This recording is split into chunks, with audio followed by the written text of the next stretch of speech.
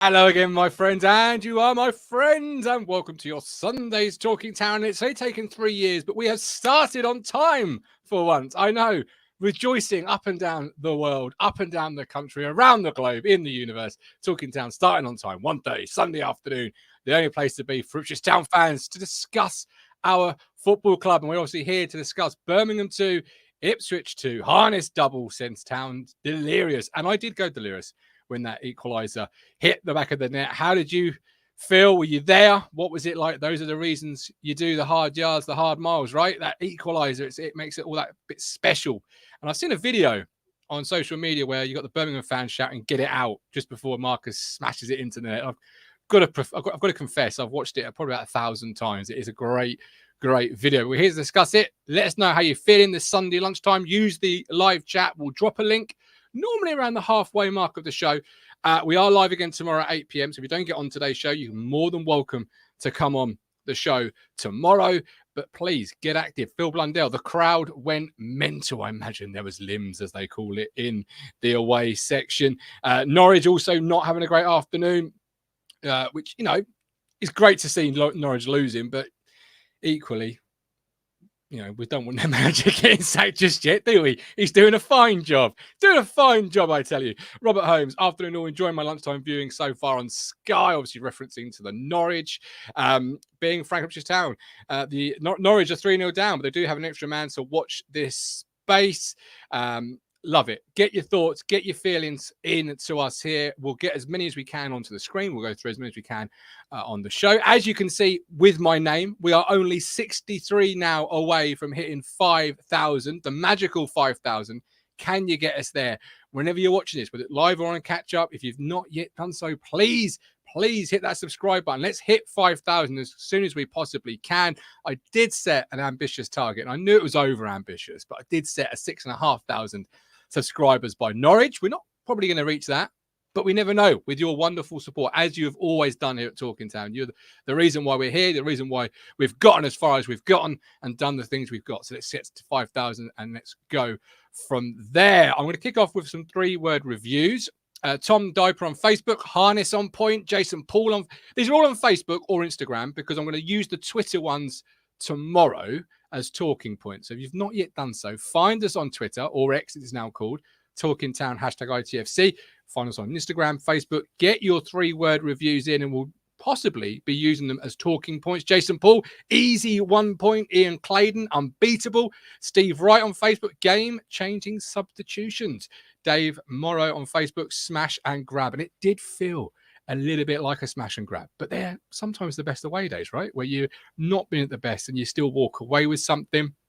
Steve Wright, who's I've just mentioned, he says, St Austell Blues, I'm not feeling good today, but it looked like ITFC were under the weather for 79 minutes. I hope you feel better soon, Steve. Being frank, Marcus Harness continues to surprise me, just as you do here at Talking Town. You can support us by becoming a 5th stander. Hit the Ko-Fi link, hit the join button on your YouTube channel pages. $4.99, cancel at any point. And I mentioned on Friday's show about businesses possibly sponsoring the platform. As the football club is hitting the gas pedal, so are we in the league. We have got business sponsors, actually. Stone Market Osteopaths. We're going to be partnering up with them. Based in Stone Market. I go there myself, and I have to profess my absolute love of the service. When you go for pain management hospital, let's make you build an emergency action plan. This is all my words, by the way. I'm going to read it just because I'm not good at it, but they make you build an action plan, and Stone Market Osteopaths are on my action plan for pain flare-up. So whether you've got a back, a headache, whatever it might be, Stone Market Osteopaths in Stone Market, 01449 613 633. Keep your eyes and ears peeled for them. We're doing more with them through the course of the season. Right, let's get into the show. It is the Hard Truth. Somebody get the tables. Hard Truth are here, delivering the truth that nobody wants to hear. The cruncher and the media mogul. Do you want to sing for you? Do you want me to sing? Go on, boys. Mind the Go on. gap, mind the gap, Norwich City. Mind the gap, I say. Mind the gap, Norwich City. Playing football McKenna's way. Very good. Very, very good. And I did mention Tumbling down the table. That's because I think there was limbs in the away section. So there might be many Town fans today that are suffering with shoulders pain, hip pain, back pain, whatever. George Long, the Norwich City goalkeeper. He's got a little bit of a bad back this afternoon, hasn't he? He made into giving Stone Market Osteopaths a call. Yeah, 01449. There you go, George. We can help you out. We can help you out. Get on it.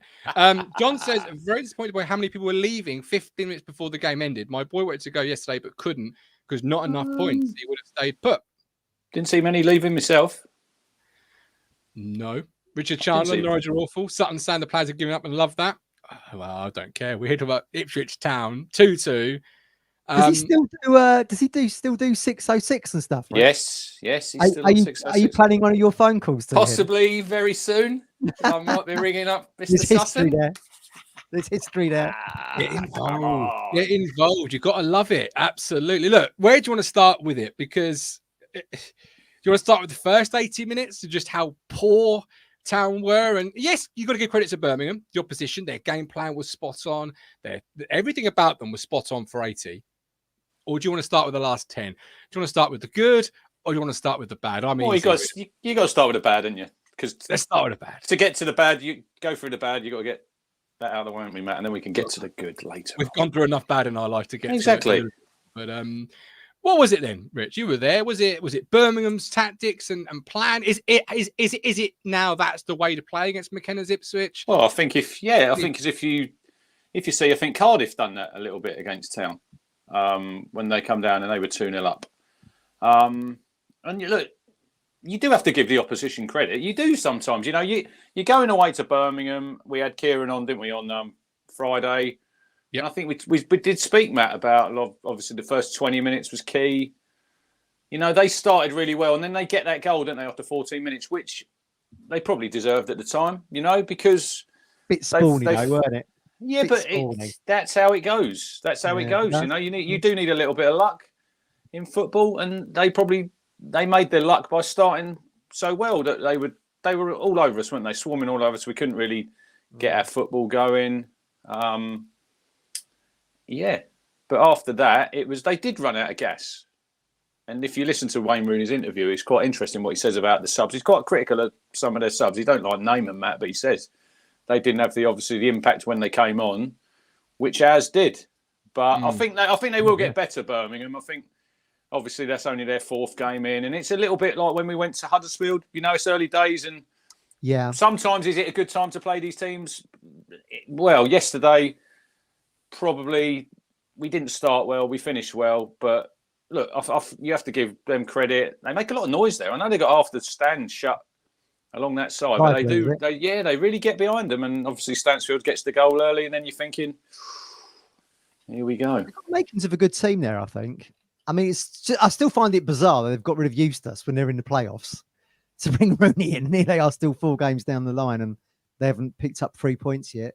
And I think their local media was quite critical that they couldn't hold on to the 2-0. And I saw some of the social media comments that Birmingham Live had posted and everyone was going, typical Blues, typical Birmingham.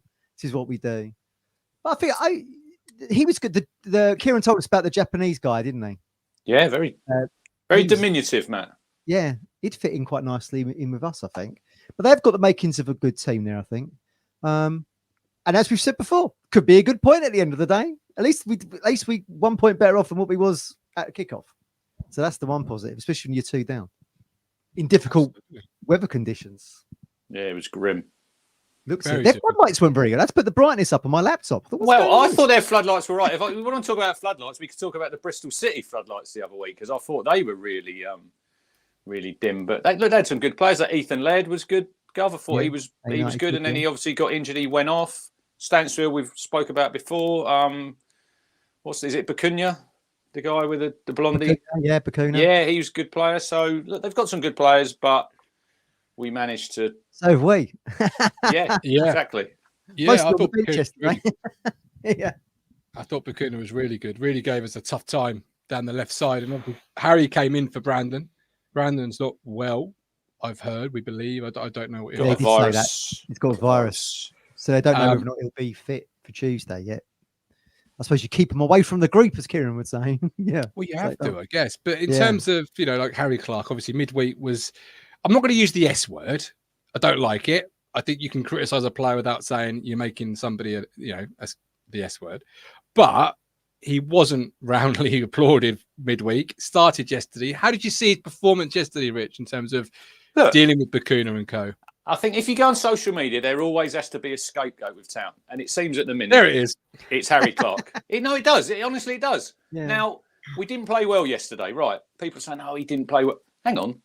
He wasn't the only one who didn't have a very good game yesterday, was he? There was No. the majority of that 11 who started were really, really poor. I didn't think Clark was terrible. I didn't think he was amazing. He'd probably get might get 5, might get 6, I think. But he's a different type of player. They really miss. Brandon Williams has obviously played in the Premier League, guys, but they miss his aggression. And I'm not talking about kicking people up in the air, but you see how he plays. He's aggressive. He's on the front foot, and he's an upgrade on Harry Clark, and we know that. But Harry Clark has performed in this division before. Like I said on Friday, he played against Ryan Fraser, and he kept him in his pocket. And he had a difficult task yesterday, And he's obviously playing with Amari. He's not played probably a lot with him in front of him. He's had Wes Burns there, Matt, when he's probably normally playing, or Caden. So you have to look at little things like that. But I thought he did okay. If he plays on Tuesday, he'll be fine. He gets a 7 on SofaScore. They obviously played better than we thought. I suppose it was frustration. Look at the injury he had as well, Matt, which probably hampered him a little bit through the start of the season. He didn't train, and then he's not really played many minutes, has he? So, I thought he was okay. There was a little period of time, wasn't there, around that Huddersfield Blackburn games, where we were saying he was man of the match, and of course, then he's kind of come out of the equation. I disagree with that, Lee Bayliss. You say Clark's always out of position. People will say the other night he was out of position. Well, he wasn't, because 3 other players were out of position the other night. We got pulled to pieces. So, it's. For me, there always has to be a scapegoat for me for Town, and it seems at the minute it's Harry. So if you go into the game, just get behind everybody. That's what we need. I don't know. You can criticize somebody and not have someone say, "Oh, you're scapegoating him." No, I'm just telling you how I felt he played. Well, I certainly don't think you could scapegoat him for the goals. I mean, the first one, Bakuna's had that shot, as I said yesterday, Mine goes through at a snail's pace. No one anticipates it other than Stansfield, and it's in. And then the cross, Burgess steers in. But you get no shortage of effort from him. He's putting in 100%. It's just you get these frustrating moments, don't you, where like a pass 10, 15 yards goes out for out of touch or something. That's where I think people get frustrated. You expect professional footballers to be able to pass to his own shirt over that over that distance, right? But again, it's difficult. And look, Harry Clark knows he's not playing well. He don't need the likes of us on the crowd telling him he ain't play well. He does know. But you just got to be. It's highs and lows, isn't it? Peaks and troughs with him. We saw good performances against. I think it was Huddersfield, the Blackburn he scores, and then he's not been so good the last. I agree with that comment there from A. Look, they didn't exactly rip us to shreds, did they? Stockwell said that on the commentary, Rich. He said, look, we are 2 down. They've not actually really bothered us that much. They got lucky with the first, and then the second's an own goal. Well, if you look, the second goal matched the counter-attack, and I think it's Stansfield brings that ball down pretty much unchallenged. Would he get away with that if Brandon Williams was there? Probably not. It smashed him. Can't really say for sure, but he was a pest yesterday, wasn't he? Good player. Was a menace. He'd look good in a blue shirt of Ipswich, wouldn't he? He really did. He really would. Yeah, he would look good.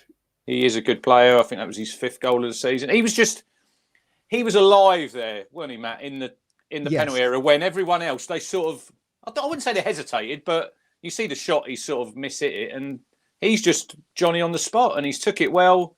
Alaki's come out, he's just danced around him and popped it in, and it's 1-0. And you think, you're a good player, but that goal last season, Rich, in League One. Halaki probably would have said that. Me and Martin were discussing this yesterday. And suddenly you put Stansfield, who's obviously been in League One, you put him into the Championship, and then you see the progression of his game, don't you? Suddenly he's down the pipe and Yeah. It's in the back of our net before we know Yeah, it, you know? yeah, absolutely. Yeah, absolutely. And he was alive. And he's got that, as Lambert would say, that devilment in him, which I really like about a player. You know, he's all nothing, 110%, going to win the game at all costs, which, you know, would look good in a Town shirt. Burgess came in for the Fridge. How did we look? How do we see his performance? Because it wasn't his best for me, Matt. It wasn't a vintage Burgess. And I think his pace or lack of, for me, is the reason why his ceiling is probably where we are right now. Yeah, I'd probably agree with that. Look, he's made great strides, hasn't he? And we've all said he's like maybe one of McKenna's most improved players, and absolutely, and he's used that as a platform to go and play for Australia. So I mean, he's having a great career right now, playing in the Championship, playing international football. Fantastic to see. But yeah, it does feel like probably the Championship is his ceiling, I think. He didn't react too quickly to the first goal yesterday. He was stuck around sort of the penalty spot, wasn't he? Between the penalty spot and the 6-yard box. But again, difficult circumstances. Look, I did maybe harshly said League One Burgess appeared yesterday, didn't he? Because if there's a ball in the box, it hits him, it goes in the bloody goal. It's one of my bugbears from last season. But what can you do? What can you do? But we did say, didn't we? Where in the week, where does Twanzebe fit into this back four of ours? Do you feel like he could slot in on the left? I know he's more of a right-sided player, but you would imagine he's probably a yes. Aaron Drennan scored. So did Joe Piggott and so did Joe Garner, all in the same game. Oh my God! Orient versus Carlisle in the FA Cup.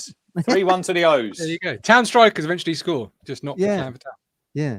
Do you? I mean, look. What do you two? What do you two think? Do you see Twanzebe coming into the side at some point? Could he come in? Shot time. Shot time. Yeah. Shot time. I don't think we need to make wholesale changes. We got a draw. You know, we haven't been that's very true, at our best. So I don't think we're gonna. I think there'll be some changes, but I don't. Do we need to keep changing that back four? It's been a good back four, to be fair. Well, certainly away from home.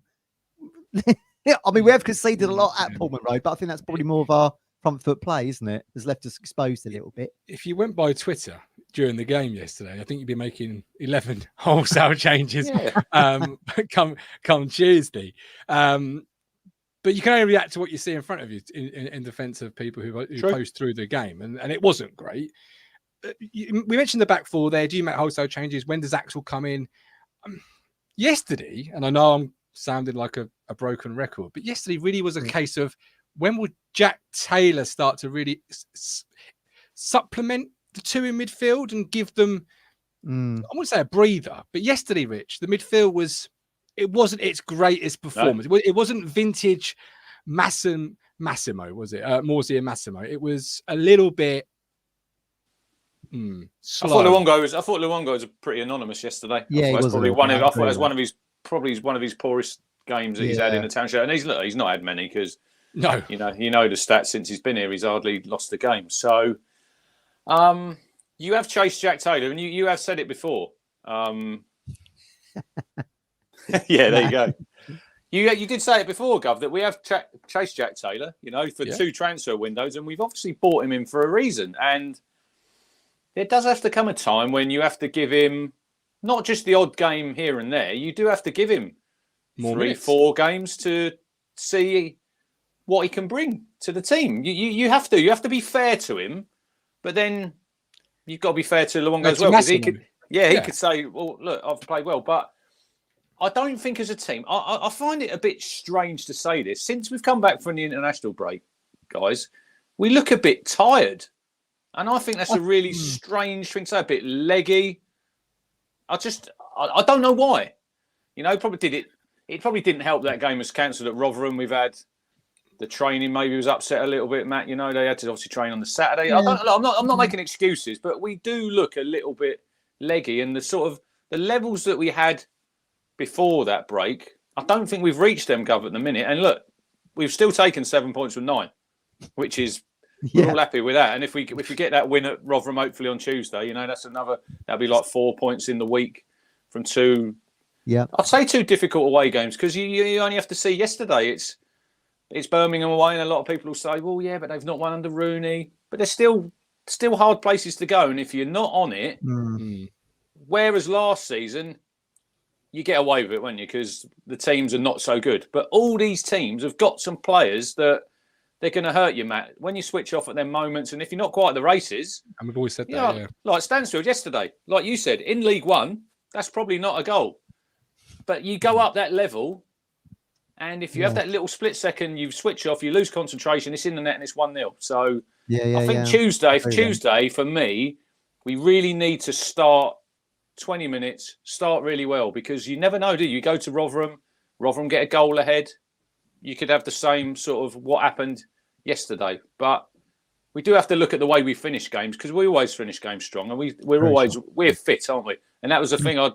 If you listen to Wayne Rooney's interview, he said they've got to get their fitness levels up, because obviously the way he wants them to play, you've got to be fitter. You can't do that and then run out of gas, because if he wants to play that way, it's a bit like us when we had Paul Cook. We were sort of, we'd play well for a half, wouldn't we? And then we sort of run out of gas. Like Raheem Harper. Do you remember him? Great for 45 minutes.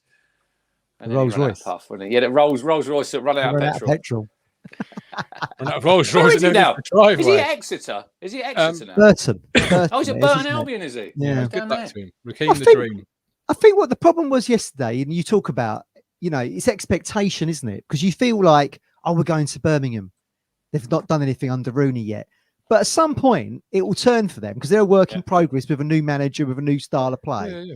And you did see that in the first half yesterday. And of course, because we've put in such good performances, and we're, got a nice little gap between us and third place. I think a lot of Town fans are expecting us to rock up and roll them over, but it just doesn't work like that. And when you do fall short of this standard that you've seen at Portman Road and other away games, that's when people just start getting a bit aggy about it all. I'd still say that we're exceeding expectation. You look at that table. Look where we are. Look where we are. Leicester, like you said, Gov. I think it was in yesterday's show. Leicester top, Leeds third, Southampton, Premier League parachute payments. Town Party in crashes. the middle of that. We're ripping it up, and we're saying, "Come on, we'll have a go at you." But we all have to remember that this side, the majority of this side, was playing League One football last season. Yeah. So are we getting a little bit ahead of ourselves? And are we, not us, but some fans, sense of entitlement? Oh, it's only Birmingham. Oh, it's only Rotherham. Yeah. You can get into that mindset, can't you? Because I agree. You can get carried away, and sometimes, like yesterday, maybe a bit of a humbling, a bit of a cold water splashed in the face moment, where you still do realise we're very much a work in progress. It isn't going to come easy to this football team. We haven't got a £25 million striker that we can bring off the bench to win us a game, etc. Or we've not signed a midfield player for the Premier League for 15 million or whatever Harry Winks cost, etc. And you do need those moments as fans, because you can get into that mindset. Smash, going to beat those. Yeah, definitely. But my biggest bugbear, back to the midfield, before we get to the good, is just the worst we look is when teams are really energy and really buzzy around us and give us no time. And that's when I would like someone like a Jack Taylor, because he's, for my money, got a lot of energy. He's younger, fresher legs. You need to match those energetic, that work rate is the one I'm looking for. The work rate of the opposition. And I just feel at times, Sunderland opening day, we had it as well for a large period. We look our worst when teams are really up in their own work rate to try and stop us having 2 or 3 touches in our own half. And we saw that, we discussed that in League One last season, didn't we? Some of the teams that came down to Portman Road and gave us a harder game was the teams that actually got on the front foot and, put the pressure on, put the press on us. It's difficult to play a passing game through that, isn't it? I mean, look, I think Ipswich did well to get the point in the end, but certainly that first half, Rich. I mean, when you had the midfield coming deep for goal kicks and things, we just couldn't get the ball out of our box, could we? Or out of that final third. And then when it did go forward, Hurst just couldn't secure the ball. He couldn't get hold of it. No, the Velcro weren't working. He couldn't, could he? He just couldn't get in the game. And then that sort of nullifies Chaplin a little bit. It nullifies Broadhead a little bit, because they sort of play off him. So look. But you do have to give credit to the opposition, because they'll work at that. They'll work at that in the week, and that's how they wanted to play. But when I was there, and Craig said to me, they won't be able to keep this up for 90 minutes. Right. The way that they went for that, there's a little bit of a drop-off probably after 25, 30 minutes, Matt, and we come into the game a little bit, coming towards half-time, because they'd expended so much energy there. It couldn't last. But I think that is the way to play against Morsey and Luongo.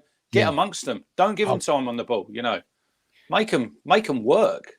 Do you think the international, because obviously you say we've not been great since international break, and we haven't been our best. It's not been vintage, but it's been efficient in getting the results and the points. But do you think it's because we don't have a break like some teams, and most teams do have internationals, but the internationals we've got are a little bit more important to us in the sense of Massimo, for example, comes with an injury record, keeps him fit. Can he play 3 games in a week? Suddenly, he's not even getting a break anymore. He's going with Australia and playing an extra, even half an hour. It's still more minutes in those legs that then perhaps have a knock on. You've got Burgess going. You've got Burns, obviously, who I think we missed tremendously yesterday. Amari, for me, is a work in progress. We all know that, Rich. But he's a last 20 minutes player when their fullback is absolutely shattered and he's got pace to burn. Whereas Burns is a first 60 minutes player. He's a different type of player in Amari, and I thought he was probably fortunate that he didn't get the hook. I thought he might have been one who was coming off, and as it worked out, he done his best work in the last 20 minutes. But I think sometimes, like Wes Burns, I think you rely on him, and I think when he's not there, you sort of see what he brings to the team. You know, yeah. Saw it yesterday. For sure. Yeah, and look, Amari is. You said that, Gov. He's one of these young players. He'd be great one week, not so great the next. But I will give Amari's credit from when he came in, and he was a little bit weak. I thought, and he'd fall over. He has come on leaps and bounds, and he gets stuck in, and he kept going, and he plays a part in the equaliser, and he puts the cross in. Yeah, and he's always a headache for the defender because he's pretty sort of unpredictable what he's going to do. But I do agree. Look, like Ben says there, against the tired fullbacks, that's when you're thinking, oh, blimey, we've had Wes Burns for 60, 65 minutes. Blimey, now you're bringing on Amari Hutchinson. But then saying that, could he play in the 10? He could play in that role as well. It's not just playing out wide on that right-hand side, but he wasn't at his best yesterday. But I thought last 20 minutes, and then I thought when we got that equaliser, I thought give him the ball, keep giving him the ball. Get that ball out there because when that board went up and you think 7 minutes, I think we were the team who were looking to win that game. Birmingham were quite happy then to take a point because they probably thought, we've run our race here, so we'll just take a point and sort of move on to the next game. But look, one thing I think we've realised with this team, we're never beat under previous managers. Under previce managers, 2-0 down, it's peeing down the rain. You'd be thinking, blimey, look, we've still got another 25 minutes here, and you know your team wouldn't come back, but it's the mentality in this team, the relentlessness. I think is it 32 games now we've scored? Yep. So we're always good for a goal, and then goals do change games. And when they got that one back to 2-1, you're thinking, blimey, here we go. And then it transpired that we got the equaliser, didn't we? Stockwell made a really good point on about Amari yesterday, saying that look, he's great, he's raw, he's got electric pace, he gets you on the edge of your seat. He said, but he needs to learn to give the fullbacks a bit of a different look because he's always looking to beat the fullback, maybe get to the byline and get the ball in. He said, just vary it up a little bit. You don't always have to beat your man. You can come a little bit deeper and stick the ball into the box and try and hit the penalty spot or something. So, I mean, that was interesting. But I think he gets excited. He wants to get to the ball. And like you say, he feels like he's got pace to burn and can do that. But maybe just needs to vary his game a little bit. But certainly in that last, like you say, Rich, last 10 and into the 7 minutes of injury time, even I was going, give him the ball because it felt like he was going to create the winning goal, of which Stockwell thought we would win it as well. You did feel like just keep feeding him. Just after a large period of game where you thought, don't give him the ball because it wasn't working for whatever reason. Let's just try a different approach. Those last 10, 15, you were just saying feed him, keep feeding him because the fullback had completely gone in terms of being able to deal with him. And it was something that you felt we're going to get a lot of success from.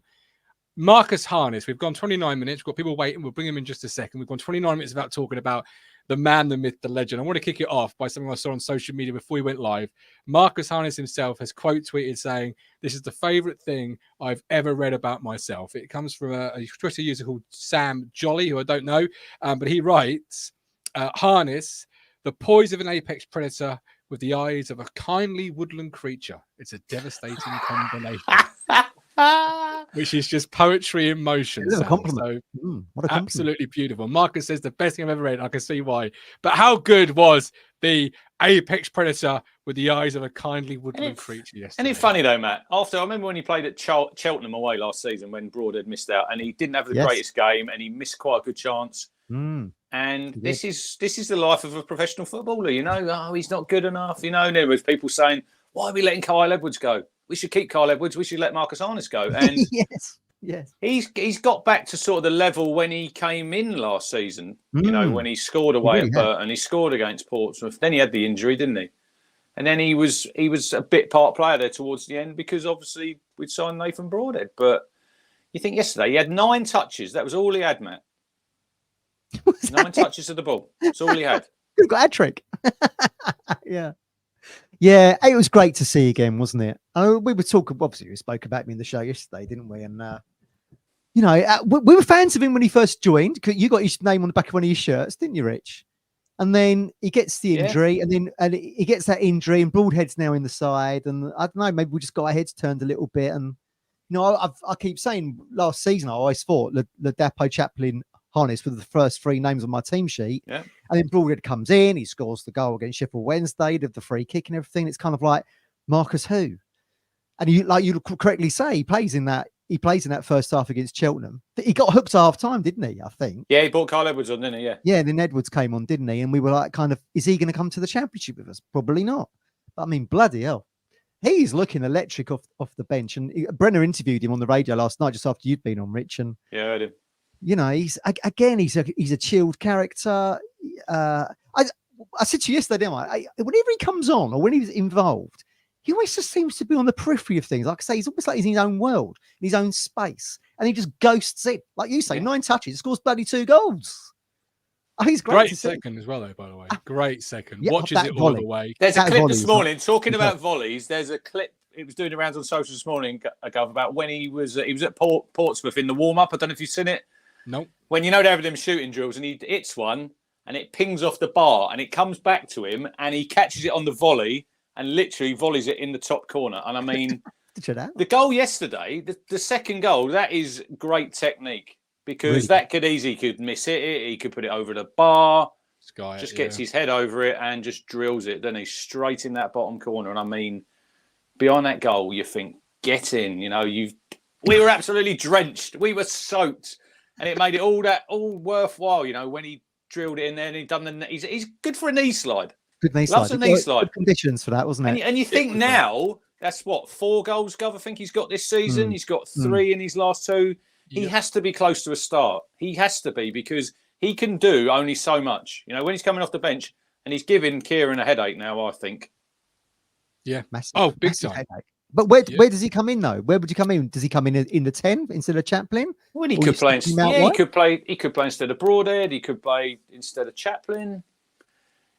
You know, this is a nice position. Isn't it? Nice position to be in. But you can only do so much when you're coming off that bench to give the manager a headache. You know, like Rooney said, their subs didn't make an impact, whereas ours did.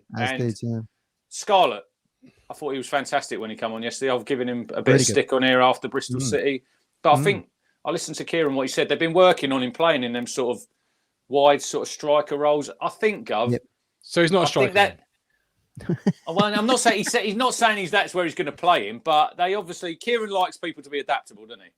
And playing different positions. Whereas I've seen him a couple of times playing that central striker role on his own. Now, that's a pretty unforgiving role for me.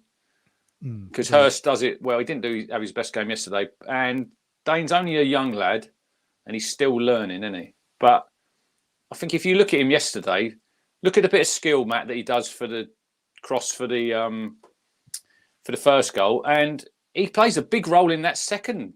Lovely ball over the top on the right hand side for Amari to get down to the byline, and I think sometimes I'll be quick to judge players, Gov, when they come in and they don't show something after a few games, but I think with him now playing well yesterday, next thing he needs to do, Matt, is get a goal. Get that goal. Came close. He had a good shot, didn't he? He had a good shot, but if he can get that goal now and get off the mark, that'll boost his confidence even more. He got amongst it, didn't he, yesterday? I think he feels like he's been on the periphery of things when we've seen other cameos from the bench. But yesterday, suddenly you noticed him on the pitch, didn't you? Like you say, in that Southampton game, he just sort of seemed to be chasing around. But yesterday, yeah, he looked really good. It's great to see, isn't it? It's all a plus for our club to see these players coming through like this. I think the best thing, well, one of the best things for us was obviously Laird going off. I thought he had a phenomenal game. Yeah, he was probably Yeah, their man. I think he's probably their man of the match. And I good said on player. last night's show, we sort of changed with that substitution. We suddenly got a lot more better down that left side, primarily because their right back was a shutdown right back for most of the game. And Rooney mentioned the subs, and I'll bring in Frank in a second, talk about Dane Sky, but Rooney mentioned the subs. I'd still take Bielek at my football club. I would still welcome a midfield player like him. You like players like that, though, don't you? Compliment. I just feel like Morsley will get suspended. Bielek will get suspended. But if you've got two of them, when one's suspended, the other one can come in, and you're still, putting out fires and kicking people. 100th appearance yesterday. 100th appearance back for Sam Morsey. Absolutely. And they were talking last night. When I listened back this morning with Graham Mack and Mick Mills. And do you remember when Paul Cook was chasing him? And you remember the Bolton game? And what did Paul Cook say? We won't have no more games like that when Sam Morsey's in the team. He said that, didn't he? He did. Before he'd even made an appearance, you think, blimey, this player must be good. He'd come on that red card, didn't he? Off Middlesbrough. That's right. Yeah.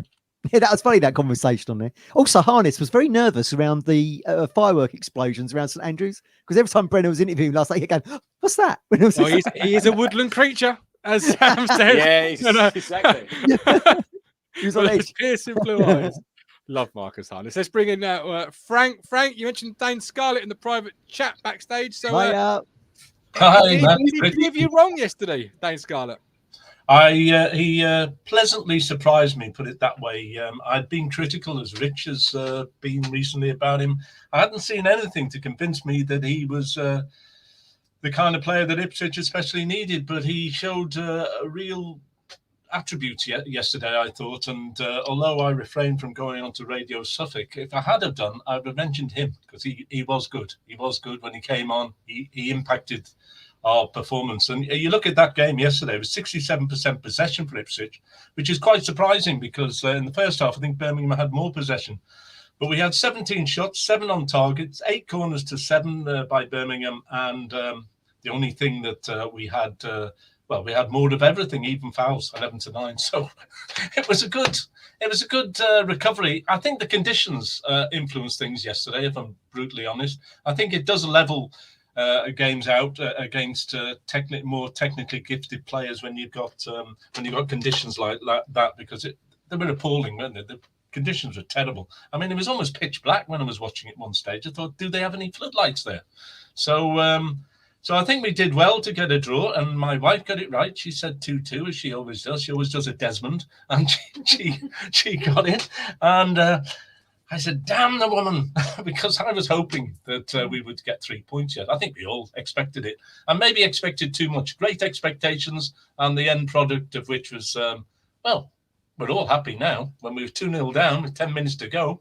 And a word too for Cameron Humphreys, because he came on and assisted the second goal. We tend to overlook him as well. Another player that a couple of seasons ago was one of our star players. So will he get a look in during the course of the season? I think he probably will. Where was the assist, Frank, for the second goal? Well, according to the BBC website, he assisted, and I can't remember. It wasn't him. It was Amari crossed it. Oh, right. Okay, yeah, I should have known. On that, obviously, Cam comes on for Leif Davis at left back. Yeah, I do distinctly remember shouting to myself in this room, "What the actual fuck are you doing?" Leif Davis is our main creator. If I get a corner, I want Leif Davis on the field. If I've got a cross in the box, I want Leif to be delivering it. I was surprised. Kieran said after the game, they spoke about Cameron Humphreys, Matt, and he said he can play in every position on the pitch. I'm not sure I want to see him playing at centre half or goalkeeper. He did say that, and he said he's comfortable in at least 6 positions. He said on the radio, I think is what he actually said. Yeah. A lot of people are thinking whether or not he should get a loan, maybe Humphreys. But let's see how the season pans out. But certainly he's a good option from the bench at the moment, I think. Yeah, I wouldn't put him out on loan, to be honest. We know what he can do. He's learned his trade very rapidly, actually, given his age. And I think he's a vital cog in the wheel if we incur suspensions and injuries. So I would keep him. Same with Elkin Baggett. We've had this conversation before, but don't put him anywhere. He's getting better and better, like a good wine, maturing with time. Elkan Baggett, for a 20-year-old, I think he's 20 now, is looking very, very good. I think he'll be fighting for a place in the team pretty soon. Let's forget about Axel for a moment. The fact that we think Elkan's going to the Asia Cup of Indonesia, Frank, I think would probably rule out a loan in January. He's going to take someone who's going to miss a month of football, wherever it's going to be. No, that's true. I'd overlook that. But Frank, we appreciate you coming on, my man. Look after yourself. Enjoy the rest of your afternoon. Let's have a hop over to a man we've not seen in a while, Richard Chandler. Richard, you're saying you'd still loan both of them out? All right. Yeah, I would loan them both out so that they can play some games. I think for Humphreys, he needs to be playing games. He's quality. We know he's quality, but he's still a bit lightweight because of his age and size. I'd be loaning him in January and get him to somewhere like Oxford where he play 30 games probably. And I'd forgotten about the Asia Cup, to be honest. I would have been loaning Baggett, but I think Matt's probably right. I don't think anyone will take him. I think about Humphreys, Rich. I think it's all right, Kieran saying he can play in all these positions, but sometimes I think that hampers a player. You know, when he's not got one string to his bow. I agree with Rich. I think because in January, I think we'll add to the squad anyway. And I think it would really benefit Cameron to go and play every single week. You know, playing minutes here and there is all well and good. You don't know what's going to happen with injuries and whatsoever, but I think to benefit him, everyone wants to play football, surely, Rich. I know people will say, yeah, but he can stay and he can work under Kieran on the training ground. Yeah, I get that. But playing games, surely that helps you develop. No, it's not. I agree. And I think you're right. Unless you're Mickey Stockwell, you can't be a utility player in the modern game. Do you know what I mean? We've got to move on from that kind of... You don't have those kind of players that can play 5 or 6 positions, not play consistent number of games. There's logic to that. Yeah, I do agree with that. It would have to be the right club, wouldn't it, Rich? I mean, you know, you're talking about Oxford because of the Manning factor. I would totally agree with that. You don't want him to be going down. You want him to go to a team that's on the cusp of some success or a promotion, not battling to stay in a division or something. Yeah, I totally agree with that as a move. Yeah, and Baggett did well on loan at Gillingham last season, I think, but it's not helping him to go and play somewhere like that. No, exactly. No, those sort of loan deals rarely are available in January because if you're a team doing really well, you've already got. I disagree about Baggett. I think that toughens somebody up. Look at Wolfenden. He went and played at Swindon for a season. They were hardly ripping up the league, were they?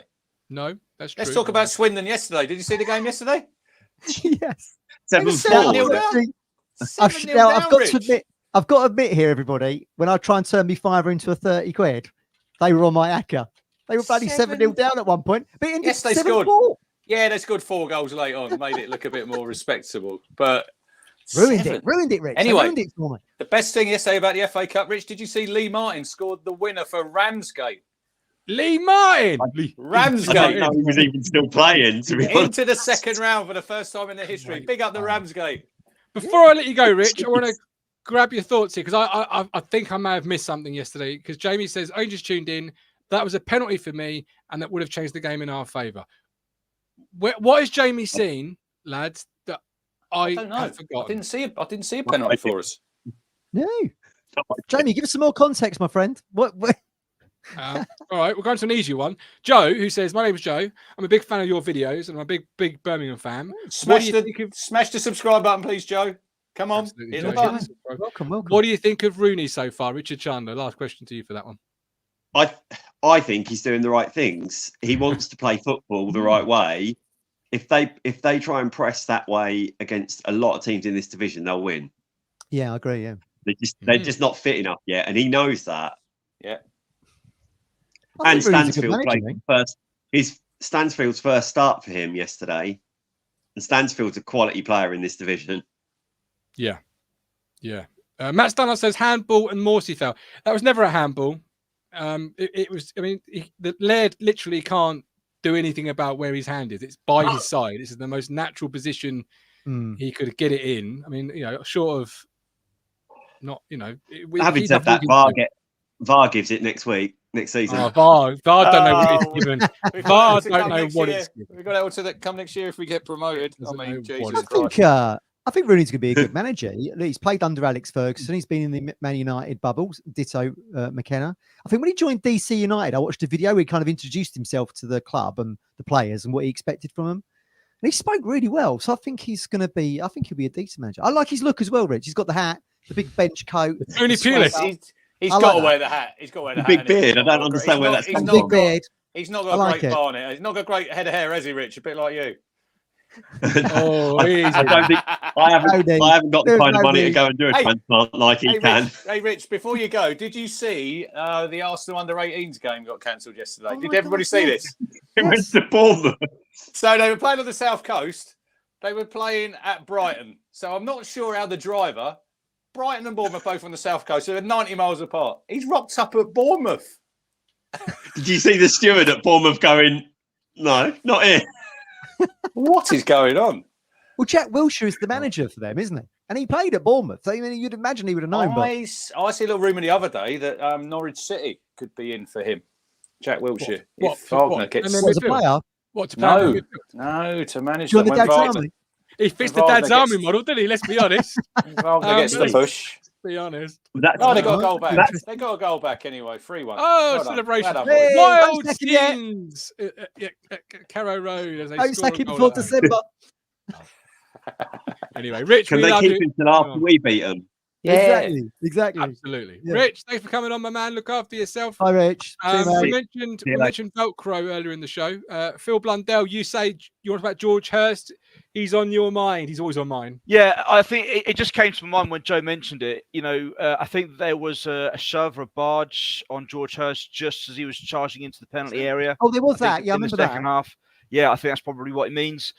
Just very quickly, I just want to go back to midweek game against Fulham and talking Irrelevant. Cup game. Don't care about him, Phil. Talking about Baggett. That if he had started that game, I don't think we would have conceded 3 goals. Oh, Seriously? Hang on. No, That's a brave shout. Which one of the defenders was why Walton was 30 yards out of his goal? Which one of the defenders? Break it down for me, Phil. Convince me. Sell me on that vision. You're right. We're not talking about Wednesday night. We're talking about yesterday. We're moving on. I thought Hutchie was lucky in the first half not to get sent off. If I'm being honest, because that was early, wasn't it? That was the first minute of the game. Yes. Yeah, that was a bit lively. Yeah. Just quickly, one question to Rich. Rich, I was watching the pre-match warm-up yesterday. Did you notice anything a bit weird or a bit strange, or did you feel that anything wasn't quite right for that warm-up yesterday afternoon? I have to be honest. I was tasting the beverages in the concourse with Colin, so I wasn't there. Hey, Colin, yesterday, right? Just get this right. So it was card only, Phil, right at the bar. Colin's gone to buy 2 pints, so £6 each, £12. Colin has £10, and the guy says, no cash. And Colin's like, I haven't got my card. So the guy takes £10 off Colin. Where do you think he put that £10 though, guys? In his pocket. In his pocket. He did not put it in the till. Anyway, Strongbow, £5.50. Couple of pints before. Yeah, I didn't see the warm up, Phil. I made it in about 10 minutes I just felt when I was watching the warm up yesterday when they came out. I don't know, about 40 minutes before the game kicked off, warmed up for about 20, 25 minutes. There wasn't a lot of running. There wasn't a lot of proper, running, sort of warming up, stretching type activity like we usually do. And that just struck me as being odd. I thought, it wasn't because, right, that they didn't have such maybe a rigorous warm up, that they may have felt, I don't know, a bit leggy or a bit tired, or maybe there was some, maybe Brandon gave his virus to a few other players and they weren't feeling 100%, that kind of thing. I just wonder that, yesterday's performance was Huddersfield like. Don't put your back out reaching, Phil. Huddersfield like. Don't put. If you do put your back out, Stone Market Osteopath. Someone 449 613 633. I did number, doesn't he? I did predict on Wednesday night that there would be goals, and I was right. Sitting in the pub watching the Leicester Leeds game, got to say, if I reckon if we played Leicester next week, we'd beat them with the way that Leicester played on Friday night, because Leeds were all over them for most of the game. Leicester were unlucky not to score themselves, because they hit the bar, came very close, very late on. Great save. Yeah, great save, Phil, there by yeah. the keeper right in. Yeah, So you're not worried about our performance levels, because Well, no, look. mentioned earlier in the show about the 3 games, got 7 points, great. No, look, I'm not worried about our performance levels. Okay, look, I mean, say when a team picks up points, when they win games, when they're not playing great, when they're playing poorly, it's a sign of a true champion in my mind. And that's what they all said about the teams that Alex Ferguson had at Manchester United. When Manchester United played poorly but won 1-0 against their closest rivals, they ended up winning the league, didn't they? So I would say for me on that aspect, yes, okay, all right. When George Hurst scored that terrific own goal, I kind of sank back down into my seat and thought, oh fuck. They did say that on the channel. I didn't hear it. They announced it was George Hurst. Was it George Hurst? Was it Burgess? No, it was Cameron Burgess. But fuck's they sake! say on the tannoy. Jesus Christ, I'm fucking blind. Say on the tannoy. All right, Burgess. Then I say, I would say for me, look, yes, we played poorly, but I'm say super sub Marcus Harness. Come on, man of the match for me. Do you love it, Tuesday, Phil? You're going to start him Tuesday, Harness? Yes, I would. If so, for who? Grudgingly over Harness, and McKenna was right to keep Hutchinson on the field of play. I think for me, Hutchie is somebody who's really growing into the role. That obviously Burns is out at the moment, but he's really growing into that role. And okay, he's not quite Burns. He's not the same as Burns, but for me, for most of the games I've seen him play, I've been impressed by him. I really am. Yeah. Me too. And I think, he's had. I think with Burns though, I think what Rich said earlier in the week, I think about cricket actually. So you're a better player out of the team. Yeah, it is sometimes when players are not in the team, they always become better, don't they? I think that's Wes Burns at the moment. I'm not saying he's not a good player. I'm just saying at the moment, because obviously he's not playing. He's becoming. Yeah. Because before he was injured, people were questioning. Openly questioning. On that segue, cricket show, 7 p.m. Wednesday, guys. Thank you very much. There you go. Just very quickly about Taylor and Scarlett. Yeah, really happy for Scarlett. Came on, made a. I'm gonna say he was unlucky not to score yesterday. Let's be honest, with that terrific left-footed strike down at Ruddy's right-hand post. But I think the likes of Scarlett and Taylor, they'll come on, and the likes of Twanzebe, he'll improve. I mean, say if you look at the players that were playing at the back, Burgess will. If Burgess or Wolfie aren't there, when you look at it, you've now got Brand Williams, Twanzebe, and possibly I was saying this to the guy in the pub that I spoke to for about 10 minutes at the end of the game, and he was saying the same thing. Did he feel? No, we both agreed that Ipswich are in for a blinding season, regardless of how well we play or not. And I said to him, I'm saying McKenna could go for another centre half in January if he felt that we needed it. Would I send Humphreys out on loan? Would I send Baggett? I said that Friday, Phil. I said that Friday because if Baggett goes away with Indonesia and obviously Burgess go with Australia, you're only going to have 3 centre backs there, so you might have to get someone in January. We're available. Just ask Carl Stockton about. Do you need to go to Stone Market Osteopath before? And after and during, I need him there as a full-time member of staff. Really. And also, I think that I'm saying we also both agreed that we could do another striker in the squad. Where did you sit, Phil, yesterday? Whereabouts? I sat about halfway up, obviously the main lower tiered stand. I think about 5 or 6 seats to the right of one of the stairwells. So I mean, say. I had a very good view. I was sitting level just inside the penalty area. Yeah. So about halfway between the goal and the corner flag. I had a great view yesterday. Where I sat, Phil, was right on the front row. Right. Sat with Craig and Jake. In front of me, right? Did he get soaked, by the way? Did he get wet? Absolutely drenched. But in front of me was where it was well worth it. Don't worry about that. There was the stewards. Where they sat along watching the crowd. 2 of them, Phil. In front of me, when the game was going on, they were asleep. They were asleep. Facing the crowd, looking at me. 2 of them. When you're asleep and your head keeps going. Yeah. God. Asleep. I kept shouting, "You had a hard night, have you, boys?" And then they're like, I sort of wake up and I'm thinking, you're supposed to be watching us. It's good to see the priority points tickets are still just as good, though. You know, front row getting absolutely soaked. Well, No, well, I sat there with because obviously the boys didn't come yesterday because they were on holiday. I sat with Craig and Jake in the safe seating. Nice. Phil, we appreciate you coming on. I'm running out of time, so I've got my West Brom ticket. I'm going to get my Middlesbrough ticket, and I'm going to get my Watford ticket. I'm going to drive down to Watford because my mate Lee. Yes, this is my one more thing. One more thing. Trigger. My mate, Trigger. You know what I'm talking about. You know what I'm talking about. Yeah. Right? Everyone knows He drove to Birmingham yesterday. Paid. We shared the fuel costs together. And I said to him, Lee, don't say anything when you go in, because you're not a Brummie. Don't fucking cheer when Ipswich score. Oh, mate.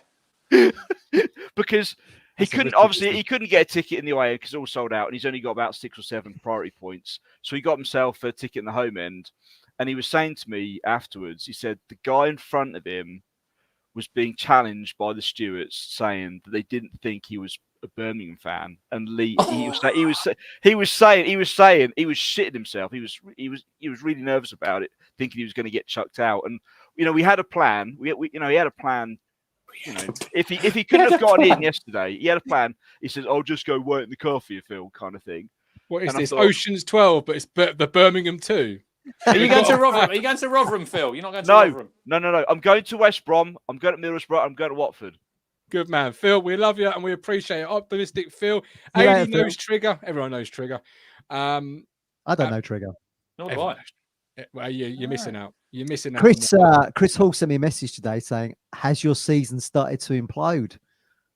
A draw at Birmingham. Hang on. Then you're going to get bullied at the Hawthorns." Oh, he's getting all lippy now. They've won 5 on the trot. I remember him when we had the season preview, and he was basically relegation. Yeah. Saying. Yeah. We have booked him in for the 22nd. He is coming in to preview the West Brom game with us all on the Wednesday show. So that'll be good. That will be a look forward to. We are live again tomorrow, 8 p.m. We've got you back on new Monday night nanny. Hopefully Monday night nanny. Yeah, if not, it'll be somebody else. Obviously that's how it works. Joining us will be the New York Talk for preview number. Oh, he's back again. They're back. They got a draw yesterday, didn't they, at QPR? Yeah. 1-1. Yeah, they're not. 1-1, yeah. One down, they were. Are they? So, but every team's got good players that can hurt you. And we've got a comment in the chat here. I'll put it to you, Stephen Parry. Running out of time, so we'll kick you off with this one. It says it's from Mike D. It says something along the lines of, "Do you feel we need to bring in a replacement, not a replacement, a cover for George Hurst in January?" Hi, Steve. I do, guys. I think we need to bring in cover for a few people, but I think also people need to remember, let's not, especially about centre back. Let's not forget we got Nevada ripping it up in Scotland. I think he's going to come back ahead of Bagger because he's doing very well. No chance. Won't play for Town again. I've seen him play a couple of times. I've seen him. He knows Rich. No, come on. I've said 3 words. Let him speak. I've said 3 words and you shut me down. I'm just saying, I've seen him play 2 or 3 times and I've seen him play well. Yeah. I'm not saying it's a certain. Me too. I've seen Baggett play 2 or 3 times. I've seen him play well, but I've also seen him play badly. Yeah. Now, I've only got a small sample size from Nevada. Yeah. But the top and bottom of it, he's playing in much higher level games. Yeah, than what Baggett is playing in. Coming on for 20 minutes against Fulham when we're virtually beaten anyway, yeah, is not a sample size. Baggett's playing international football, Steve, as well. He is, but who's he playing against? He played against Messi before, so I think he's quite a good player. Did they win? I don't know, but Baggett will not play for Town again. He will not play for Town again. Yeah, but again, you're shouting me down, and all I said... He's not good enough. I tell you what, boys. I'll tell you what. I think.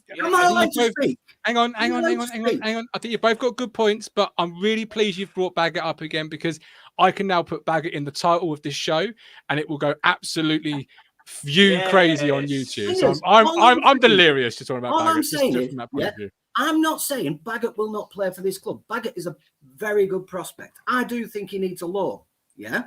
All I'm saying is, we have other options. We don't know what McKenna will think of Nevada when he comes back. He might not want him. He might do. But we've got other options. I'm not saying he's going to be. I'm just saying, yes, do we need better players? Well, yes, we do.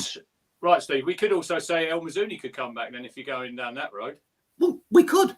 we've all, this pod They is won't so, because they've reached that level. They've reached that level, and we're going. They might. Here, and they're down here. Right, here we go. Come on, take charge, Lambert. They might, yeah. The club might. Let's not remember, it doesn't matter what we think. It matters what McKenna thinks. And you may be right. McKenna might decide. I get that. Yeah, but you're saying, what is your opinion then? Because you're sitting on the fence here. You're saying he might be good enough. I'm saying Corey Ndaba isn't good enough to play for Ipswich Town. Well, we all said Harness wasn't good enough to play for the club. And look what happened yesterday. Yeah, you're telling me all this pod has been about, is people saying all last season and this season, certain players were not good enough. Yeah. So we've got a comment here. Promotion given says Baggett over Edmondson. I'm not saying anybody's bad. Anyone's a bad player. I don't know. I think they've both got options. Yeah. But what I'm saying is it likely Nevada will come back and play? Probably not. Yeah. But because he got loaned out and Baggett didn't, I think that's the only thing you can say that Baggett's ahead of Nevada. I think that's his fourth. Is it his fourth loan, Steve? He said fourth loan. I don't disagree. I'm just saying we had options. Yeah, it wasn't a matter of who's better. I just said we have options. He might come back a better player. When he comes back from Scotland and McKenna sees him, he might see something that he didn't see when he sent him out. That's all I'm saying. I'd rather have Gov. I'd rather have Gov over Corey. All I'm saying. Can I just say, it's a sign of a good. You go. Yeah, and I just mentioned something, and all of a sudden about George Hurst. All I'm saying is, we do need options. Yeah, what I'm saying is let's not beat around the bush. This is not a Premier League side. Building takes a long time. Yeah, we're ahead of expectations. I said myself 8th to 12th that I've been happy with. So if we end up in playoffs, I'm still ahead of where I said we would have been. Yeah, without money, it takes time, and we can't spend a lot of money. Yeah, so it's going to take time to build. We're ahead of expectations now. I think we have to go and get a few players in January. And there's certain people like Mass, possibly Burgess, Clark, certain players, might have to drop, come out of the first team and become bench options and replaced with improvements, like we've done with Clark and Williams, And do I think that will happen? Probably in the attack area, because Freddie's good, but I think we need better.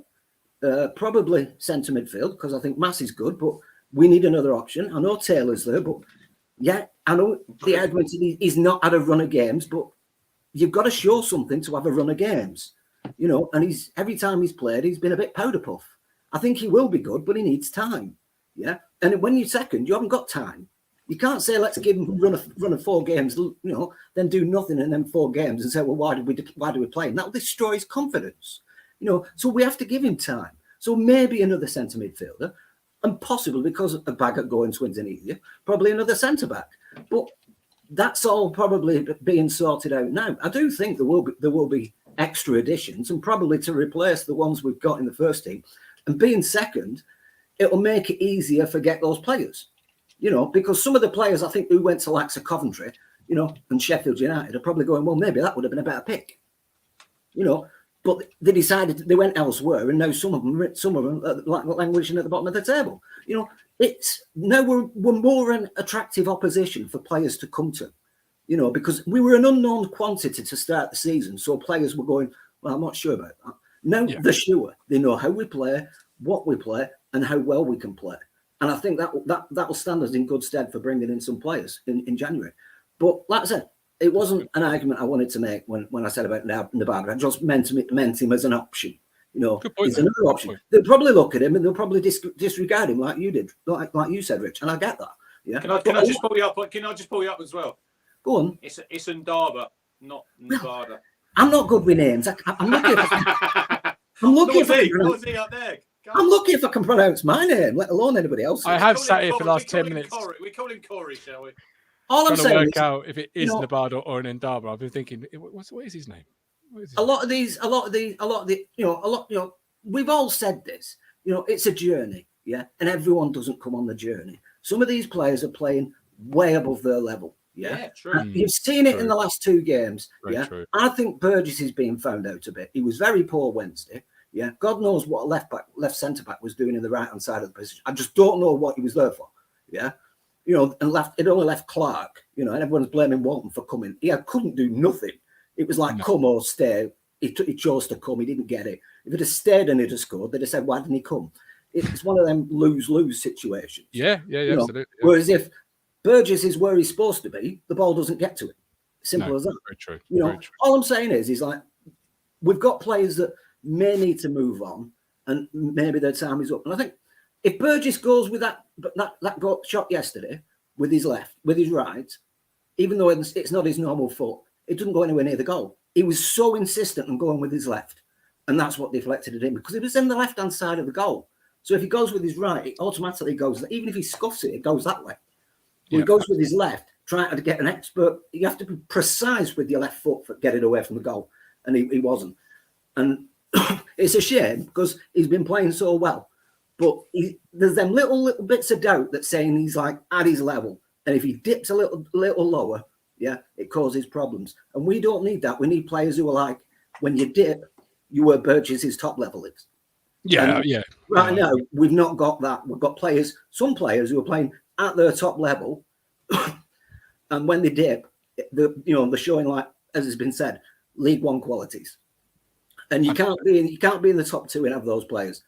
And all said and done, I think Scarlett playing on that. I don't know. I can't remember whether it was like left hand side or right hand side where he was playing because he was playing on both at some point. But in that like more withdrawn role behind the attacker, that's where he thrives. He did yesterday anyway. Absolutely thrived there because he had space and he had places to run into. In the number 9, he was so isolated. Certainly. I'll do me one last point as well. I think a lot of people are being harsh on Amari. Yeah, I know in the first half he didn't look good, but some of the balls to him were absolutely bloody atrocious. Some of them were closer to Ruddy than they were to Amari. What the hell did he expect him to do with that? They're either going right over his head and out of touch, or going to the keeper. When he's in good positions to have a run for the ball. If they were more precise with the passing, he would have had more influence in that first half. I'm not saying he'd have done anything, but he'd have had more influence. Fair point. All right, Steve. Appreciate you coming on, my man. Look after yourself. Great comments, as always. It shows the riches of the football club right now, ladies and gentlemen, when the biggest argument is who's our fourth choice centre-half.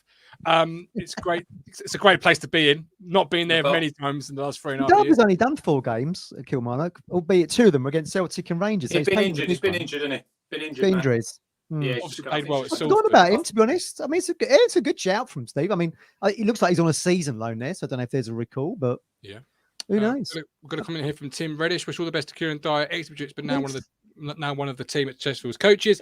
A speedy recovery of his liver transplant. Just watched his team beat Portsmouth 1-0. He was at Portman Road last Saturday for the Plymouth. Yeah, he was. Was he? Yeah. Oh, just had a message from Rob Chandler. Used to do the Tannoy. Oh yeah, good old Rob. Full respect to the Norwich City fans for observing 60 minutes of silence ahead of Remembrance Day. Streaky 94. Some of our players will continue to improve and some will exceed all expectations. I'll not prejudge any for where they'll be in 6 to 12 months. But where will Ipswich Town be? That's the biggest question. We've got a point yesterday. We've got another game on Tuesday. So we're back live tomorrow at 8 p.m. Is there anything else? Stakes are high for Tuesday. We could be 10 points clear of third. That's huge. Double figures. Huge. Anything else before we go? I've got some 3-word reviews to close the show with. We've got more tomorrow. But is there anything else from either of you two? You are the stars of the show. No, I just think we've just got, like I say, Matt, we've just got to raise them performance levels just a little bit on Tuesday. I think, look, don't you know, pump it up. We've got to, the town are going up. Look, we just got to go there and get the job done. And we want to play a little bit better. But if we don't play that well and we nick a 1-0 win, we'll all be happy with it. I'll take it. And then it's on to Swansea next Saturday home. Even a draw there would be disappointing to the fans. At least you're still increasing the lead over third to 8 points. But it'd be great to have that 10 points is massive at this stage, I think. Huge. And with the home game coming up on Saturday against Swansea. Yeah. Because you have to look ahead, and then you got, obviously after the break, Matt, you got West Brom, Millwall. Yeah. You get into December, there's some massive games there. Yeah, it really is. You want that foundation of the mind the gap. That's what we want. Yeah, absolutely. Huge. So to end the show, we've got some 3-word reviews from Facebook. Kathy Williams, never give up. Duncan on Instagram, never say die. Steve290669 on Instagram, onwards and upwards. And Sharon asks, what's the weather forecast for Tuesday night? And as I said in the chat, pints and points. That's the weather forecast for Tuesday night. Pints and hopefully. Oh, it's looking sunny. Very lovely. Oh, Is look at it? this. Yeah, well, it's in the day, 8 degrees at night. Well, I was going to say, at But 7:45 it won't be. As Sheephead used to say, do you remember on Soccer AM, Matt? Light drizzle. Absolutely. Hit the like, subscribe. We're Good old 63 joke. away from 5K. 63. Come on, hit that Come like on. button. Dig Hit that in subscribe deep. button. Come on. Find your thumb It's free. and hit the like. It's It is- free. I mean, what Don't can you cost you get? nothing. What sort of content can you get for free? You can get what, over 3 hours of original fresh content a week minimum. You know, Sunday, Monday, Wednesday. You got the match days. Come on, you got F1. You got cricket. You got talking knockouts when this man here can be bothered. Let's not talk about the cricket until Wednesday. No, probably best not to. But you can still watch them meltdown and cry. You know, free of charge. No meltdowns on the cricket show. We keep it on. No, that is disappointing considering you're involved. I have to be honest. Well, I have to keep a lid on it as I'm hosting. Yeah, I might have to sensible, step don't in I? once. I might just have to step in and host one because we need a crunch of full England meltdown. we don't. We need to feel that wrath. But thank you for watching. Hit the like, subscribe. All the best. He's the Cruncher. That's the Media Mogul. I'm the Gov. Mind Yeah. it. You make me smile when I think of you. If I get down low and I get blue, I can't get enough. Hopeless lover. You make me happy, I feel so fine. Oh, how I wish that you were mine. I can't get enough. Hopeless lover. I woke up all soaked in sweat, weird chills running down my neck. I'm going crazy from just the thought of you.